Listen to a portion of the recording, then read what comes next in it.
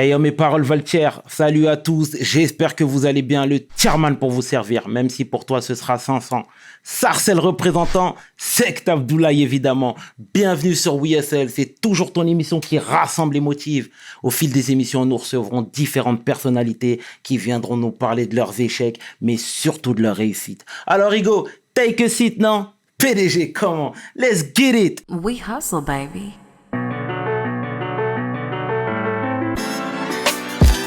Le chairman. Hustle, baby. Le chairman. Hustle, baby. Le chairman. De retour sur WSL et je suis vraiment honoré de recevoir une militante, une femme active parmi nous, la femme que l'on nomme Diariata Ndiaye. Diariata, Diata. Je t'appelle Diata, ça te dérange pas? Non, tu peux. Bon, bah, c'est parfait. Comment tu vas? Ça va très bien. Et toi? Ça va très bien. Merci d'avoir accepté l'invitation. Bah, merci à toi. Je suis ravie d'être là. Ah, C'est bah, trop ça cool. fait plaisir. Ça fait plaisir. Dengo Wolof? Degoma Wolof. Je parle Peul, tu vois. Aïe, d'accord. Parce que je suis d'origine sénégalaise. Ah, ça se voit pas, tu vois. C'est vrai, Ah, ouais, je suis clair, je suis Peul, Djaranké, les deux. Et donc, tu parles Peul alors? Peul, c'est ma mère qui Peul, mais plus Djaranké. T'es même pas capable de dire cède et cède, tu vois. Non, mais ça va déjà. Djaranké, Wolof, c'est pas mal déjà. Ouais, c'est vrai. En tout cas, je suis super heureux de te recevoir, sincèrement. Est-ce que tu peux te présenter en quelques lignes, Diata? Alors, justement, on me surnomme Diata. Je m'appelle Diariata Ndiaye. Et donc, je suis artiviste. Bien. En gros, j'utilise l'art pour lutter contre les violences sexistes et sexuelles. Donc, je me suis engagée là-dessus il y a quelques années déjà. D'accord. Et donc, je suis également la fondatrice d'une asso qui s'appelle Résonante. Exactement. Et je suis également la créatrice de l'application Appel. C'est une application qui est destinée aux femmes victimes de violences. On y reviendra, Diata, on y reviendra. Alors voilà, comme je te le disais tout à l'heure, je t'ai découvert à travers le documentaire Yo Love.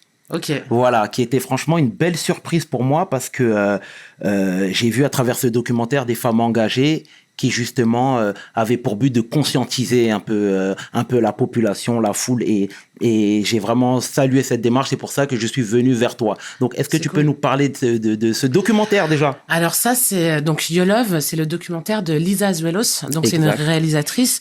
Elle a notamment fait LOL, le film LOL. Et donc elle est très engagée sur la question de la jeunesse et des relations filles-garçons en général. Et donc elle a décidé en 2018 d'aller voir dans les établissements scolaires ce qui se passait au sein de l'éducation nationale pour voir comment se passaient les relations entre les filles, les garçons et aussi parler du mauvais côté aussi de ce qu'on peut subir à l'école, notamment le harcèlement scolaire. Et donc elle m'a suivi, elle a suivi d'autres personnes. Elle est allée à travers la France et elle a suivi des actions qu'on pouvait mener dans ces établissements et voir ce qui s'y passait. Et donc, elle a suivi un atelier d'écriture que je mène. D'accord. Et on y voit donc des élèves échanger, raconter un petit peu leur quotidien et les relations qu'ils peuvent avoir, aussi bien les relations positives que les relations un petit peu compliquées, quoi. D'accord. Donc voilà. D'accord. Ce que c'est You Love. C'est très bien. Quels ont été les retours?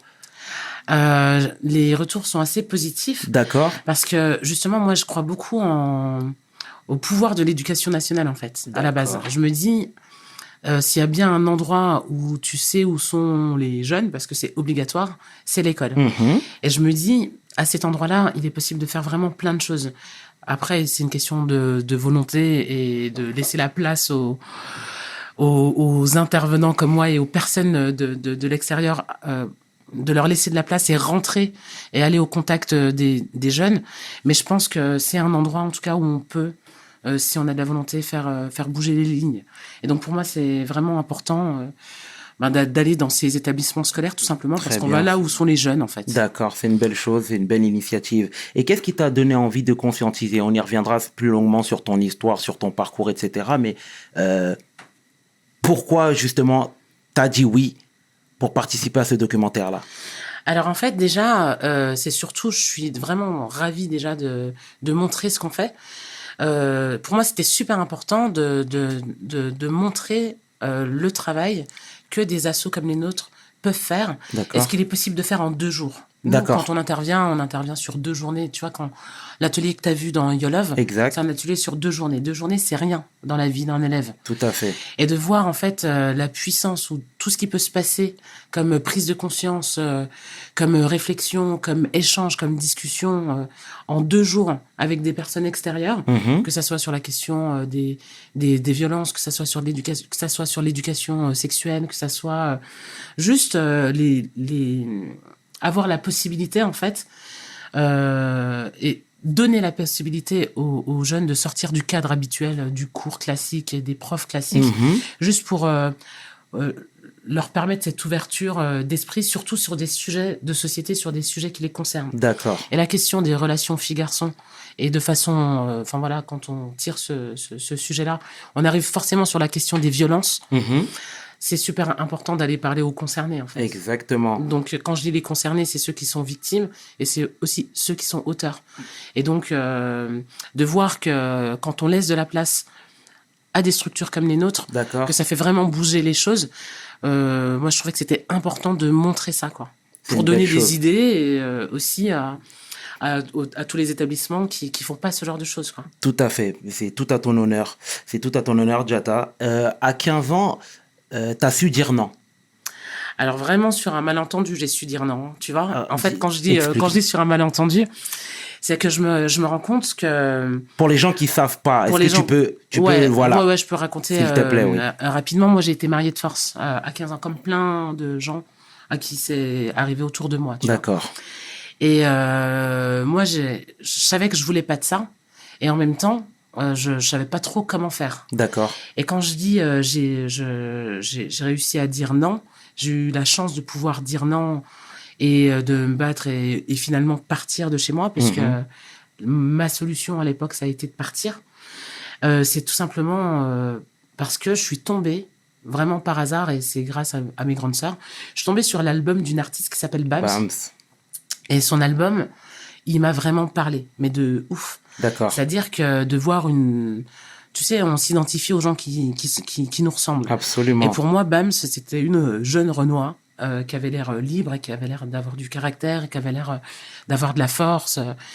Et son album qui s'appelle Vivre ou mourir, D'accord. moi, je l'ai écouté, mais je l'ai cru sur parole. D'accord. C'est-à-dire que c'est pour ça que le rôle des artistes, il est aussi super important. En Il tout faut cas, le dire. moi, c'est comme ça que je C'est vis. important de le dire. C'est quand tu te rends compte de l'impact que peut avoir un artiste sur la vie des gens, t'as quand même cette conscience d'avoir un rôle qui peut être important. D'accord. Et donc moi, je suis tombée sur cet album, sur cet artiste que j'ai pris en rôle modèle, en D'accord. exemple. Ouais. Elle avait une chanson qui s'appelait Non. Et vraiment, elle m'a donné la force et le courage de dire non. D'accord. Parce que je me suis dit, ah ouais, en fait, c'est possible. Ah ouais, on dirait que ça n'a pas l'air si compliqué que ça, même si en vrai, c'est un peu compliqué. Mais pour moi, elle m'a donné la force, le courage et l'envie de dire non et de croire que autre chose était possible. Parce que je sentais ça au fond de moi, mais j'avais pas d'exemple, pas trop d'exemples. D'accord.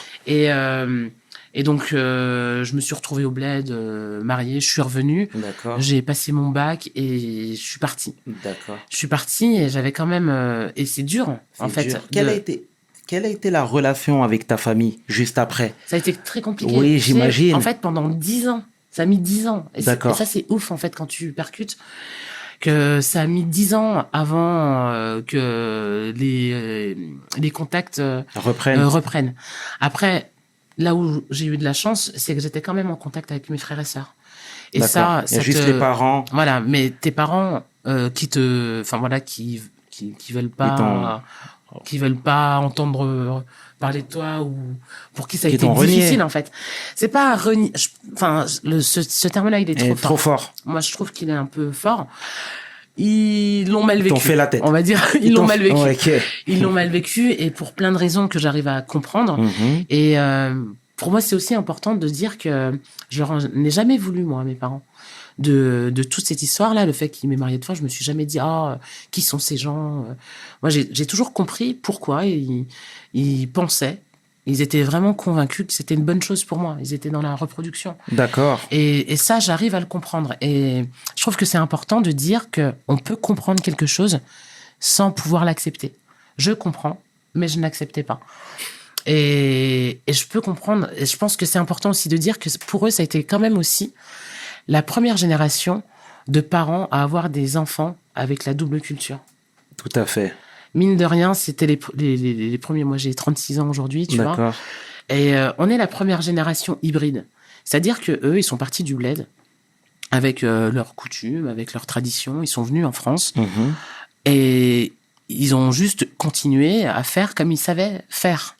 Exactement. Sauf qu'ils s'attendaient peut-être pas forcément à ce que la France, le pays dans lequel moi je suis né, tu vois, ils s'attendaient peut-être pas à ce que l'Occident ait de l'influence sur l'éducation qu'ils allaient nous donner et qu'on D'accord. aurait cette double culture.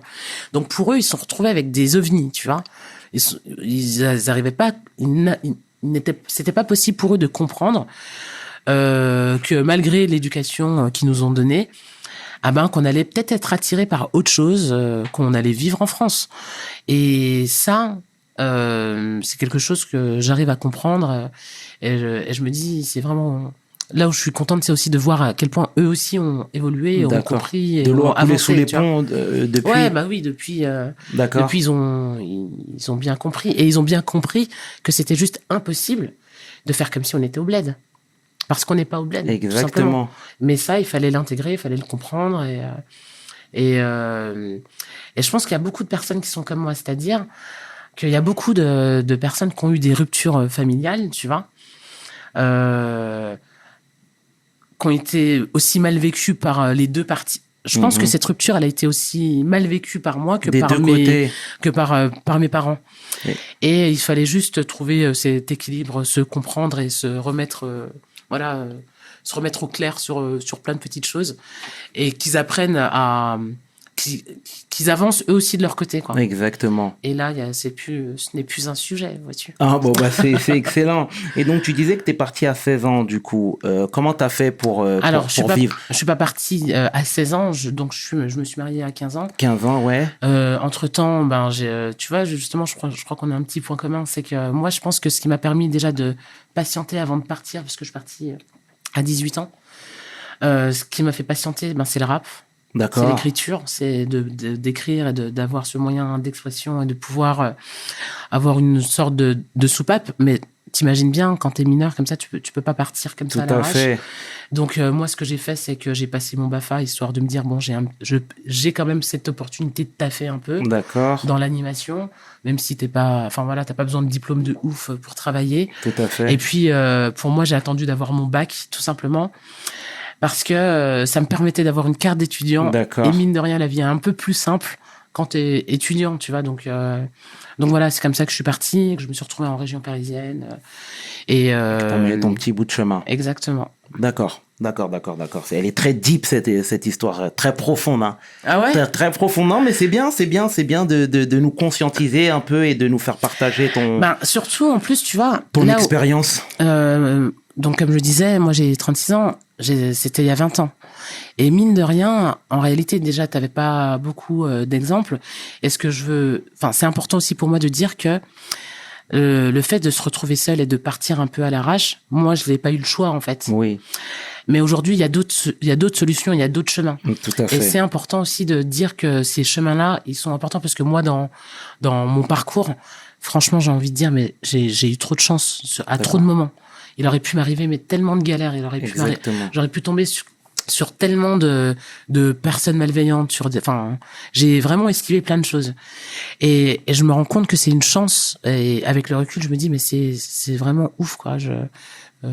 T'es chanceuse. Ouais, j'ai de la chance. Et c'est pas le cas de tout le monde. Et tout le monde ne se retrouve pas dans des parcours comme les miens, tu vois. Exactement. Donc, voilà. D'accord. Mais étant donné que, voilà, on est tous les deux d'origine sénégalaise, etc., et on sait très bien que c'est mal vu. C'est mal vu qu'une jeune fille parte comme ça du foyer. Donc, est-ce que, même la famille au sens large, est-ce que tu as eu des répercussions? Est-ce que c'était... Alors, c'est exactement ça. C'est que tu as quand même conscience que toi, t'es parti. En fait, c'est pas toi qui subis, en fait. Toi, t'es d'origine sénégalaise, donc tu connais le poids de la communauté. Tout à fait. Enfin, voilà. Et ça, c'est sûr que moi, je l'ai pas vécu étant donné que je suis partie. D'accord. Mais t'as quand même cette responsabilité parce que tu te dis, putain, tu sais que c'est dur. Absolument. Tu sais que c'est dur pour ta famille. Tu sais que c'est dur à justifier. Absolument. Tu vois, où est enfin, surtout que les filles de quelqu'un, c'est les filles de toute la communauté. C'est-à-dire que tout le monde sait à peu près qui fait quoi. Et donc, quand t'as une fille un peu dans la nature, tu sais que tout le monde le sait. Enfin, que les gens sont un peu au courant. Donc, tout le monde tu sais est au courant. que c'est pas facile. Et c'est aussi ce qui fait que c'est difficile à prendre comme décision. Mais moi, je l'ai vraiment pris parce que j'ai vraiment... c'était juste inconcevable. C'est ça, c'est que même si c'était dur, c'était quand même inconcevable que je me retrouve bloqué avec un mec avec qui j'ai pas choisi, j'ai pas envie d'être, et j'avais vraiment une vraie envie de liberté qui était plus forte que moi, tu vois. D'accord. Et même si ça compte, je me suis dit de toute façon, je vais leur montrer que c'est pas, enfin, qu'on peut avoir une fille en liberté sans que ça parte en couille, en fait. D'accord. Et pour moi, c'était super important. J'avais quand même cette pression de, faut pas qu'il m'arrive de galère, faut que je m'en sorte, faut que je taffe, faut que ça se passe bien. Parce qu'en plus, si ça se passe bien, très jeune. Ouais, voilà. Et puis c'est surtout, je me disais déjà, il faut que ça se passe bien pour pas que mes parents aient honte. Il faut que ça se passe bien pour leur donner une sorte de leçon. Vous voyez bien qu'on peut être une fille, être toute seule, ne pas être mariée et s'en sortir quand même, histoire de donner la voix, de montrer la voix aussi à toutes celles qui sont derrière. En fait. D'accord. Donc il y avait quand même cette pression de t'as intérêt à assurer et pas te retrouver en galère dans 3 mois à rentrer chez tes parents, quoi. D'accord. Ouais. Du coup, ça t'a forgé tout ça. Ça t'a forgé. Tu nous as parlé de Bams. Est-ce que tu as eu l'occasion d'échanger avec elle, de la rencontrer? Mais c'est tellement ouf cette histoire avec Bams. Mais c'est incroyable. Bams, un jour, je suis à Paname avec une de mes frangines avec qui je rappais à l'époque. On avait un groupe de rap qui s'appelait Essence. Oh. Et je suis avec elle. Je marche, on va prendre le RER à Paname et ça galère et tout. Le RER ne part pas. Et on dit, allez, vas-y, on lâche le RER, on va prendre le métro. Et donc, on marche dans les couloirs. Et là, on est arrêté par une meuf qui distribue des flyers pour un concert.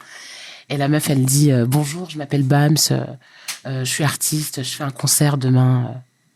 Et là, je dis, mais c'est pas possible, je bug, tu vois. Je me dis, mais c'est incroyable.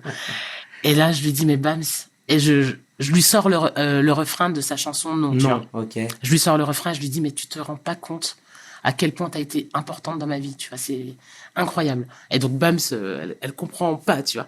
Et je lui dis, mais en plus, moi aussi, je rappe et tout, tu vas kiffer et tout, parce que c'est toi qui m'inspire. Okay. Avec ma frangine, on rappe, machin. Et j'arrive à la chauffer, elle vient le lendemain chez moi. Je lui dis, vas-y, viens, je vais te faire écouter ce qu'on fait, tu vois. Et là, elle me dit, ça tombe bien, là, je vais sortir mon 2e album, j'ai ma maquette et tout, je vous ferai écouter. Je fais, putain, trop bien. Elle arrive le lendemain chez moi, tu vois, je suis avec ma frangine et Babs. Elle nous fait écouter son album en avant-première, déjà on kiffe. D'accord. Et puis on commence à rapper, tu vois, avec ma frangine. Et elle dit, franchement, c'est mortel ce que vous faites, mais vos instrus, elles sont trop nazes. Je fais, ouais. Vos instrus, elles sont pourries, tu vois. Et je fais, ouais, mais t'as vu, on fait comme on peut, tu vois, on a rencontré des gars, c'est eux qui nous font les instrus et tout. Elle fait, attends, je vais vous présenter un gars. Et elle nous présente John Kazlou. Le DJ avec qui elle bosse. D'accord. Et c'est comme ça, donc, déjà que avec ma sœur, on s'est retrouvés à travailler avec John Kazlou. D'accord. Et puis, à poursuivre en tout cas notre chemin de rappeuse ensemble avec sa team et Bams dans les parages. Et voilà, c'était ouf cette rencontre. D'accord. Bon, comme quoi. C'est un délire. Comme quoi, non, mais c'est bien de le dire parce que tu l'avais jamais dit. Ça, je l'ai raconté dans mon TEDx. D'accord. Que je croise Bams. Et tu vois, comme quoi, t'as vu, moi je suis très croyante en plus, t'as vu. Je me dis, mais laisse tomber, j'ai un chemin qui est trop très croyant aussi, bien sûr. D'accord. Bon, c'est très bien. Et grâce à tout ça, déjà, toutes ces expériences-là, t'as décidé de créer une application. Alors, en fait, ça se fait pas tout de suite comme ça. En fait, le premier truc qui se fait, c'est que...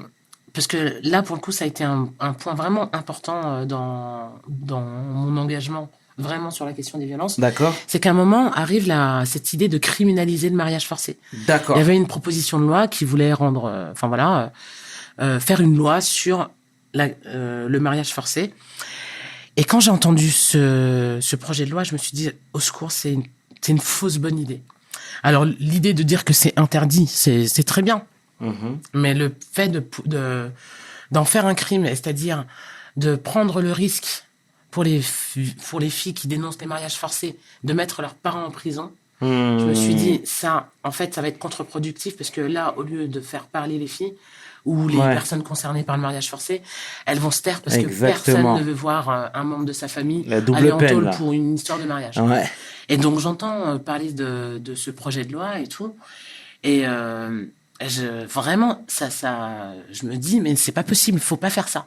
Et je vais à un événement où je dis ça, je leur dis, c'est une mauvaise idée. Moi, si il y avait eu cette loi, bah, sachez que j'aurais rien fait, j'aurais préféré être mariée de force plutôt que de faire vivre ça à ma famille. Et je m'engage un peu là-dedans. Et puis, j'en avais aussi marre d'entendre des discours vraiment qui correspondaient pas à ma réalité sur le mariage.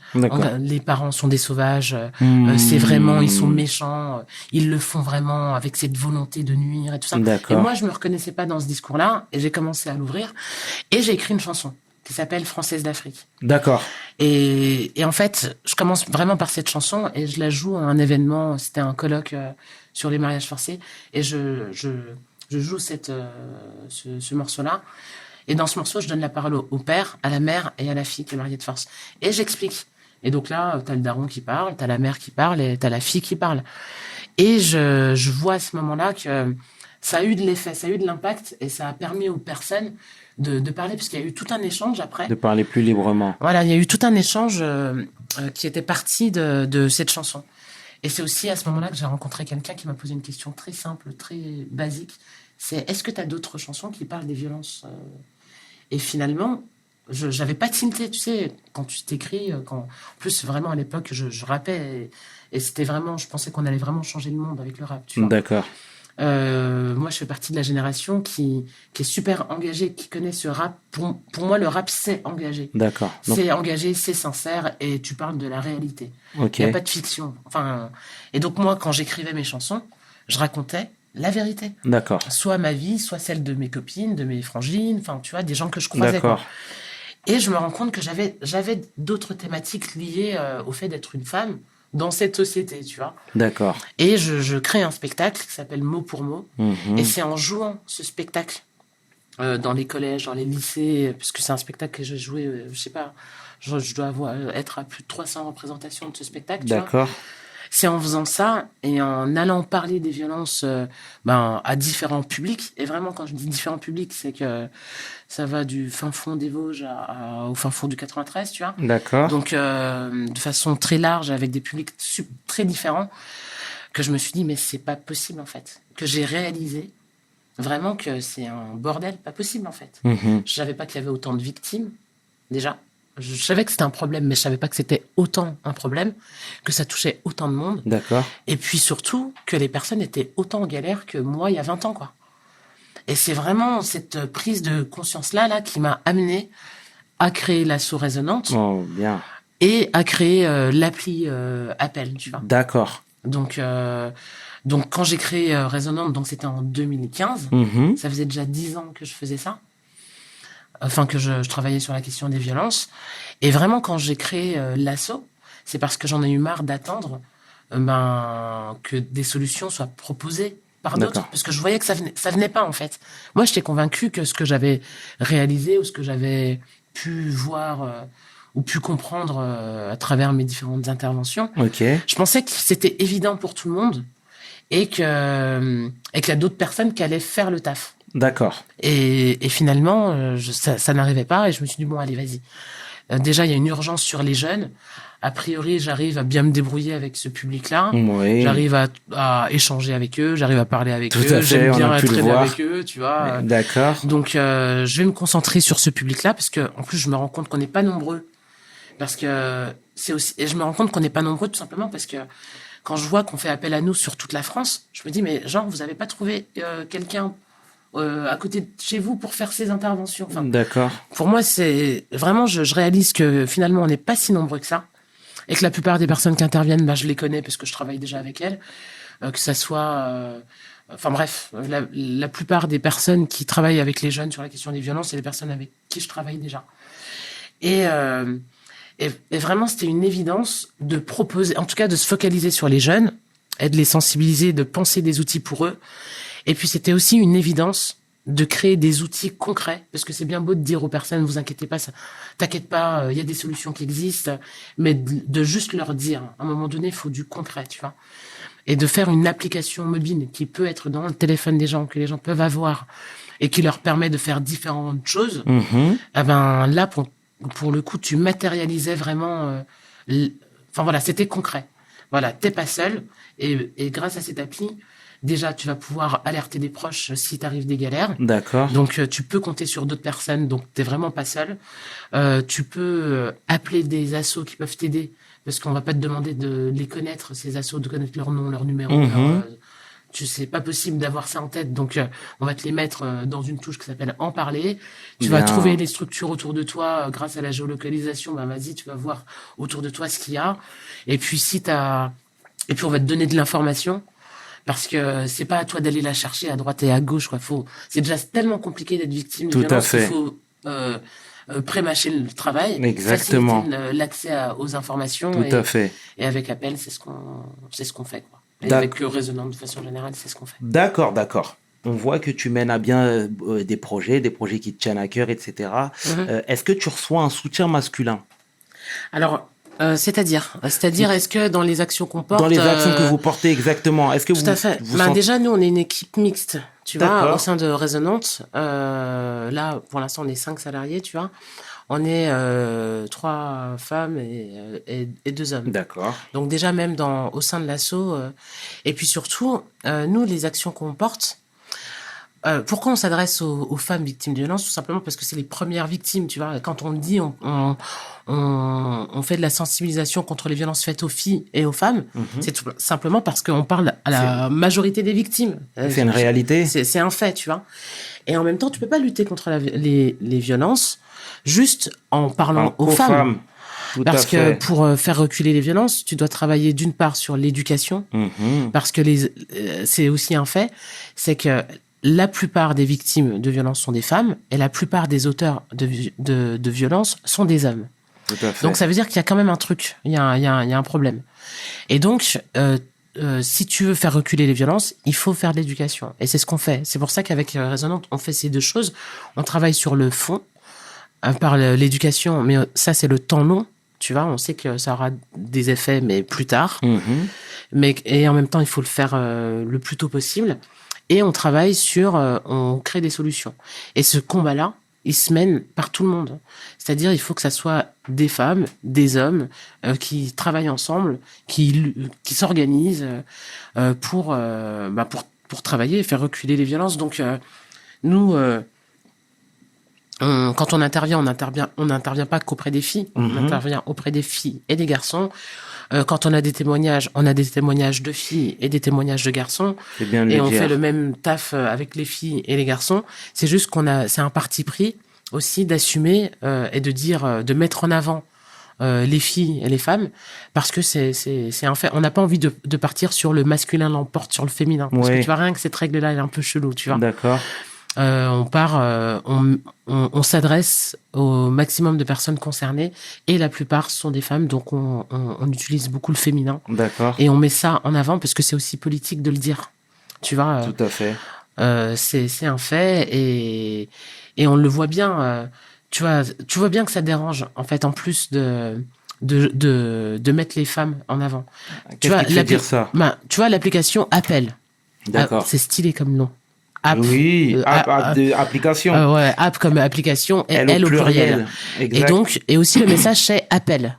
Appel à l'aide, oui, appel tes potes, tu vois. On voit tes talents.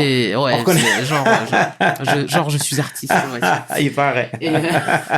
Non mais enfin tu vois et donc là le nom de l'application c'est appel. Et donc, c'est très marqué féminin. Oui. Et le nombre de personnes qui nous disent, ah ouais, et pourquoi cette application est sexiste? Pourquoi ça serait pas Apple? Déjà, d'une, ça veut rien dire, Apple, tu vois. Et c'est surtout, pourquoi un mec n'utiliserait pas une appli qui s'appelle Apple? Tu vois, on s'en fout, en fait, que ça s'appelle Apple. Si t'en as besoin, utilise-la, tu vois. Et C'est voilà. des remarques qui t'ont choqué, ça, qui t'ont un peu qui me peiné choque, mais qui me choque tous les jours. Et puis après, le fait d'être obligé de justifier. de justifier, et le fait de dire, rien que le fait d'être obligé de dire, on s'occupe aussi des hommes ou des garçons victimes de violences. Je trouve que c'est nous prendre pour des débiles, en fait. C'est-à-dire que c'est tellement évident. C'est pas parce qu'on parle au féminin qu'on exclut le masculin, en fait. Ouais. Et de nous Mais obliger à le dire, Hmm. c'est nous prendre pour des gens, pour le coup, c'est nous prendre pour des gens sexistes. Ouais. Mais c'est nous prendre pour des gens qui c'est feraient bien des différences. tu C'est vois. bien de l'expliquer, mais c'est peut-être pas dénué de sens que certaines personnes se posent la question, tu trouves pas? Non, parce qu'en vrai, Tu vois. c'est parce qu'ils n'ont pas l'habitude que les femmes, ou que Mais qu'on on a fasse des bien ce trucs genre, pour les femmes.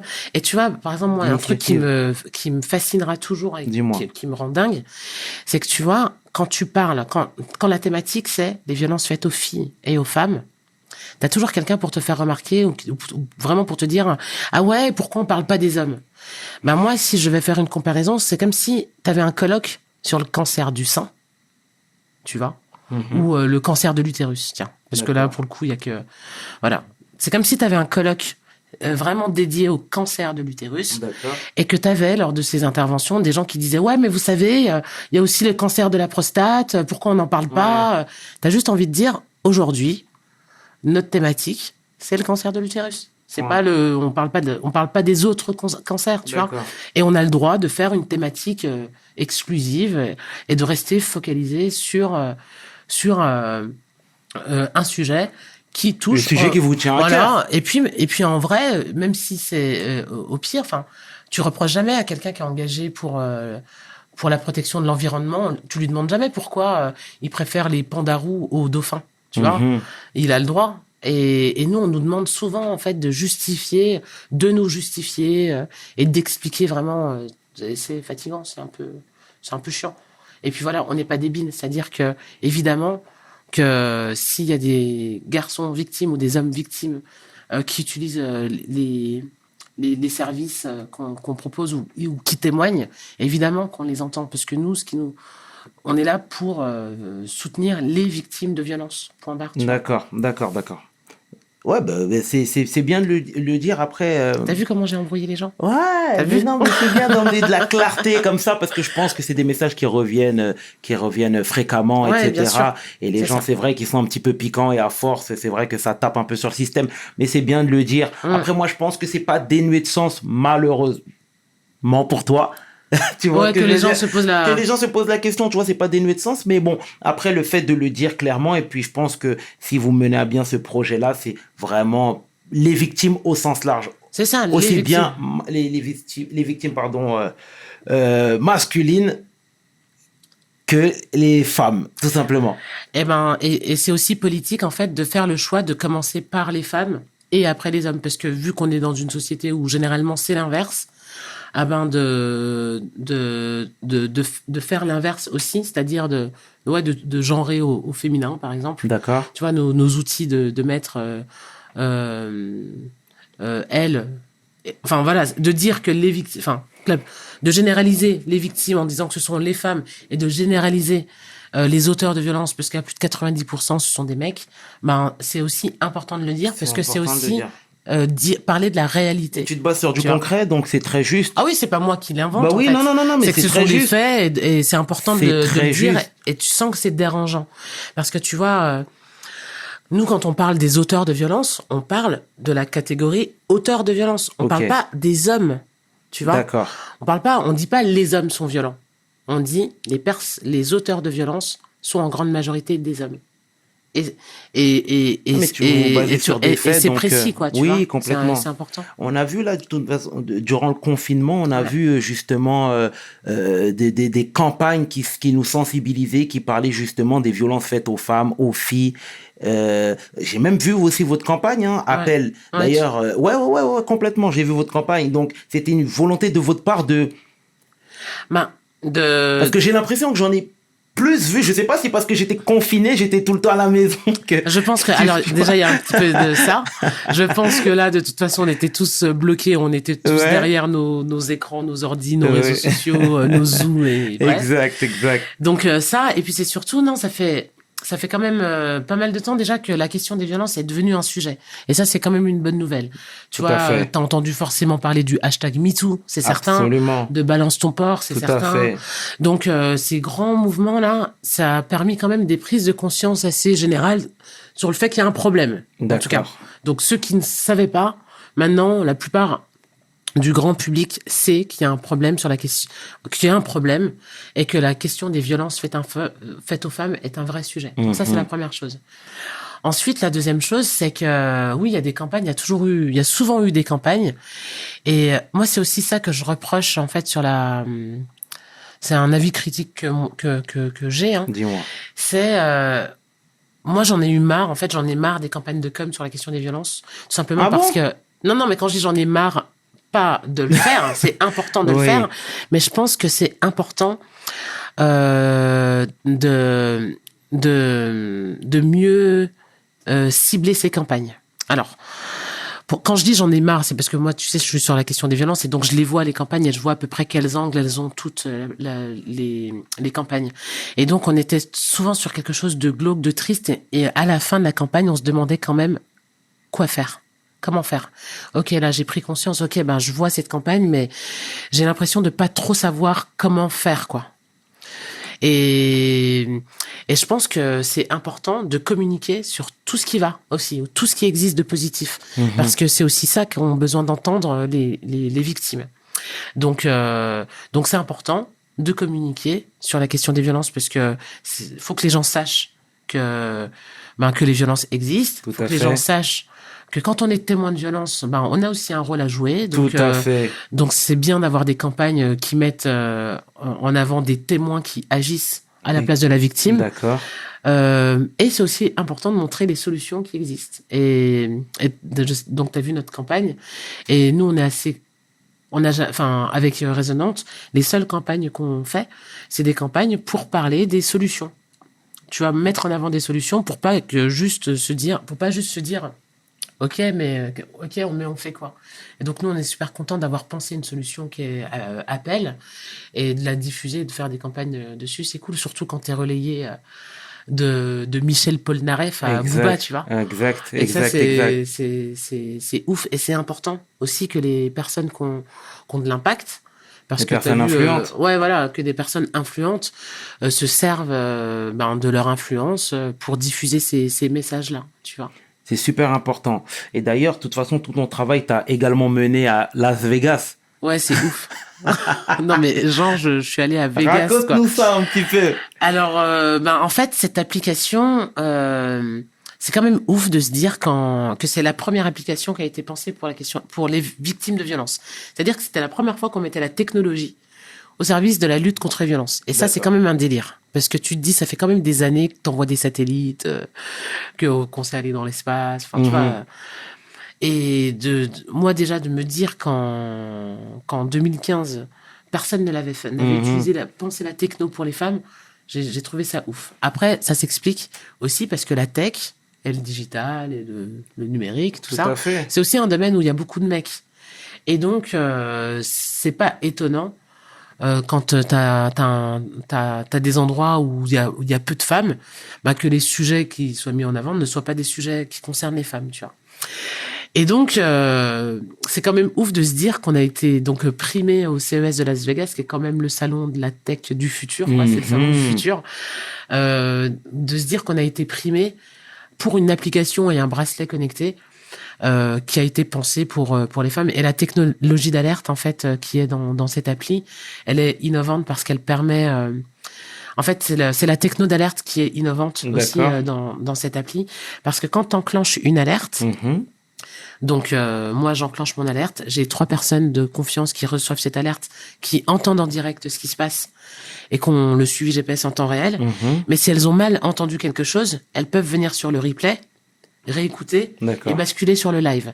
Parce que tout est automatiquement enregistré et stocké. D'accord. Donc c'est une alerte et en même temps tout est automatiquement enregistré. Et c'est cette techno-là qui a été Retenu, primé. aussi primée. Et puis c'est d'avoir centralisé le tout dans une appli et de l'avoir fait avec un bracelet connecté qui a été primé. Et donc de se dire que on a reçu un Innovation Award au CES de Vegas, tu vois, c'est quand même... Tu un peux truc rappeler de l'année? ouf. C'était 2019. D'accord. Donc voilà. Et c'est quel est le modèle économique pour faire vivre l'application? Alors ça, c'est une vraie question, hein, c'est un vrai sujet. Pour la question des violences en France, elle est très mal financée. C'est le plus petit budget de l'État, tu vois. D'accord. Donc moi, quand j'ai lancé l'assaut, quand j'ai créé Résonante, dès le départ, je me suis dit bon, déjà il y a pas d'argent. Il y a D'accord. pas d'argent pour les assos qui accompagnent les victimes de violences déjà. Ok. Et ça demande beaucoup de taf, d'énergie, beaucoup de personnes, beaucoup de professionnels, tu vois, entre les psys, entre les médecins, entre les juristes, bref, Mhm. les hébergements d'urgence, tout ça, ça coûte vraiment de l'argent. Et donc déjà, moi, j'avoue que quand j'ai créé Résonante, je me suis dit, bon, ça m'embêterait déjà d'aller chercher dans les financements publics, ça m'embêterait d'aller retirer des parts de gâteau à toutes ces assos. D'accord. Surtout que moi, j'avais conscience quand même qu'on avait un côté innovant, qu'on utilise beaucoup le digital et que c'est un peu moderne, tu vois. Je voyais quand même qu'on avait un petit côté innovant et moderne D'accord. qu'ont pas forcément les autres assos qui font de l'accompagnement. Et cet accompagnement, en réalité, c'est ce qu'il y a de plus utile, en fait. Nous, notre rôle, il est important parce qu'on fait le lien entre les victimes et les personnes qui peuvent les aider. Mais si t'as plus ces structures qui peuvent les aider, même nous, en fait, ça ne sert à rien ce qu'on fait, parce qu'on va juste se retrouver avec des victimes et on saurait à même fait. pas comment les aider, tu vois. D'accord. Donc, comment c'est financé? C'est financé, donc déjà, au départ, ça a été la stratégie des prix. C'est-à-dire que j'ai participé à des concours qui étaient destinés aux entreprises. D'accord. Même si on était une asso et qu'on est une asso, tu vois, j'ai participé à des prix. Et avec ces prix, au départ, c'était pas trop des financements, c'était surtout pourquoi j'ai pensé à participer à ces prix, parce que ça me permettait d'entrer en contact, de me faire un réseau et d'entrer en contact avec des personnes, des entreprises qui savent développer, tu vois, des grands D'accord. groupes comme Capgemini, par exemple, qui font de la techno, D'accord. comme iAdvise au niveau Nantes et tout ça. Enfin, pour moi, si j'avais pas d'argent, il fallait que les gens travaillent gratuitement, tu vois. D'accord. Non, mais c'est vrai, enfin. Et donc, l'idée, c'était, bon, ok, j'ai pas d'argent, donc on va demander aux personnes, sur cette cause-là, on va bien D'accord. trouver des personnes qui vont Les sensibiliser. qui vont travailler et qui vont nous offrir ce service-là D'accord. gratuitement. Surtout que c'est une appli qui est gratuite Mhm. pour le public, tu vois. Il faut le dire.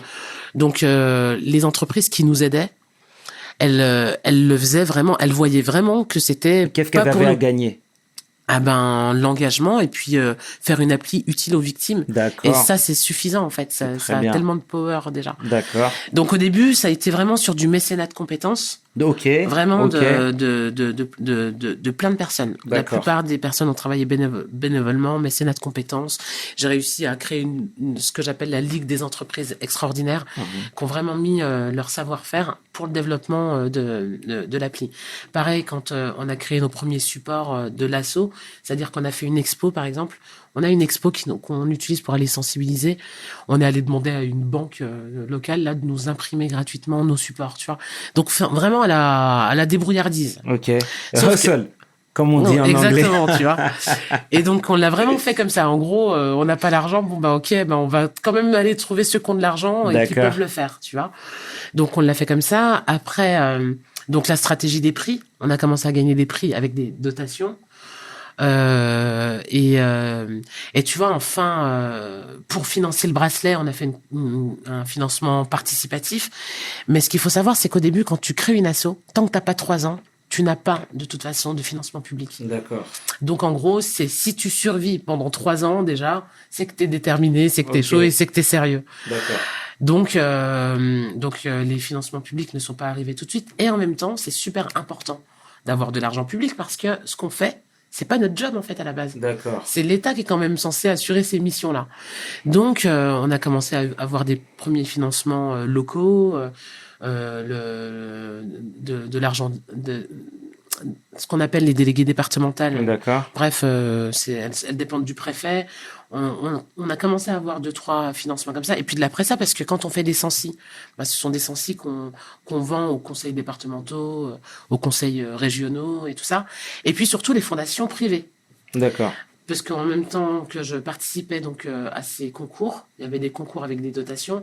On a quand même remporté un concours Facebook. On a remporté le premier prix d'un concours Facebook qui la dotation c'était 200 000 euros. D'accord. Et donc avec 200 000 euros, tout de suite déjà tu t'avances beaucoup plus vite. D'accord. Parce que la différence entre le fait d'avoir de l'argent et le fait de pas en avoir, c'est qu'avec l'argent, tu prends le TGV en fait. D'accord. Alors que sans argent, t'es à vélo ou t'es à pied. Oui. Donc on a eu ça. Ensuite, on a eu on a été pareil lauréat de la fondation La France s'engage. C'est la fondation de François Hollande, notre ancien président de la République. Pareil, avec une grosse dotation. Ensuite est venu l'État, parce que arrive un moment, parce que entre le moment où je suis allé voir l'État avec l'idée de l'application et qui n'ont pas voulu, et le moment où tu fais l'application, tu vois qu'elle est utile, t'as des gens qui l'utilisent. Avec du solide, là. Et que c'est concret. Bien sûr. Là, t'as fait tes preuves, entre Tout à fait. Et donc, on a obtenu le soutien et du ministère de la Justice et du secrétariat d'État à l'égalité. Mhm. Donc là, moi, là où et puis des financements privés, des donations, des dons de personnes qui trouvent que c'est mortel ce qu'on fait. D'accord. Et qui font qui nous font des dons. Donc vraiment, c'est l'alliance entre un peu de financement public, beaucoup de financement privé, soit des entreprises qui ont fait des prix, soit des fondations comme la Fondation des femmes, par exemple, qui financent des structures comme les nôtres, et le grand public qui nous soutient. Donc c'est vraiment cet équilibre-là qu'on essaye de trouver, même si on pense vraiment que on devrait avoir beaucoup plus de financement public que ça. D'accord. Mais aujourd'hui, c'est en train de porter ses fruits aujourd'hui. Ouais, en fait, ça porte ses fruits parce que c'est très concret. Comme je disais tout à l'heure, on parlait du confinement. Tout à fait. On parlait du confinement. Pendant le confinement, avec Appel, il y a eu 6400 alertes. D'accord. Sur ces 8 semaines de confinement.